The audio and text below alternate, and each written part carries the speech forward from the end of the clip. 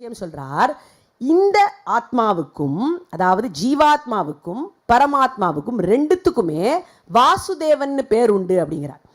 அது எப்படி? வாசுதேவன்னா எம்பெருமான் வாசுதேவன் தானே, அவனுக்கு வாசுதேவன் பேர் இருக்கிறது சரி, ஜீவனுக்கு எப்படி வாசுதேவன் பேர் இருக்க முடியும் அப்படின்னு கேட்டா சுவாமி ராமானுஜர் இதை ரொம்ப அழகா விளக்குறார்.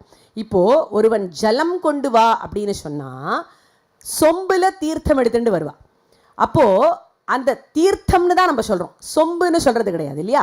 தீர்த்தம் கொண்டு வந்தார் அப்படின்னு தான் சொல்றோம், ஜலம் சொம்பு எடுத்துட்டு வந்தார் அப்படின்னு சொல்றது இல்லை. ஏன்னா கேட்ட விஷயம் தீர்த்தம். இவ்விடத்துல எப்படி புரிஞ்சுக்கணும்னா, இந்த தீர்த்தம் ஜலம் அப்படிங்கிறது பரமாத்மா, சொம்பு அப்படிங்கிறது ஜீவாத்மா. சொம்பு தான் சரீரமாக இருக்கிறது ஆத்மாவான பரனுக்கு. அதனால சொம்பையே எப்படி தீர்த்தம்னு சொல்றோமோ அந்த மாதிரி இந்த ஜீவனையே உள்ள இருக்கிற தீர்த்தமான வாசுதேவன் சொல்றதும் சரிதான் அப்படின்னு இவ்விடத்துல ரொம்ப அழகா வியாக்கியானம் பண்ணி காட்டுகிறார். அதாவது பரஜீவ ஐக்கியம் கிடையாது, பேதம் உண்டு, விசிஷ்டமாக அதை புரிந்து கொள்ள வேண்டும். ஆனாலும் ஒன்றுத்துக்கு இன்னொன்று ஆசிரியமா இருக்கிறதுனால அதை ஒன்றுன்னு கொள்ளலாம்.